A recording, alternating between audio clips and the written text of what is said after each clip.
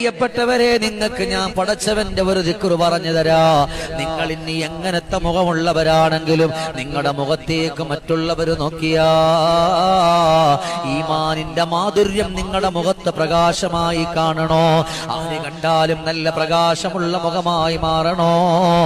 ഞാൻ പറയുന്ന റബ്ബിന്റെ ഇസ്മ 111 പ്രാവശ്യം ചൊല്ലണം. 111 പ്രാവശ്യം യാ നൂറു യാ അല്ലാഹ് ഓരോ തവണയും ചൊല്ലിക്കഴിയുന്നതിന് ശേഷം അത് വെള്ളത്തിൽ ഓതിയിട്ട് അതുകൊണ്ട് മുഖമൊന്ന് കഴുകിയാൽ നിങ്ങളുടെ മുഖത്തിന് സൗന്ദര്യം വരുമല്ലോ. നിങ്ങളുടെ മുഖമല്ലാതെ പ്രകാശിക്കുമല്ലോ. ഏറ്റവും നല്ലവരും മരുന്നാ യാ നൂറു യാ അല്ലാഹ്. നിങ്ങളിങ്ങനെ ചൊല്ലിക്കൊണ്ടിരിക്കും തോറും നിങ്ങളുടെ മുഖത്തിന് സൗന്ദര്യമാ.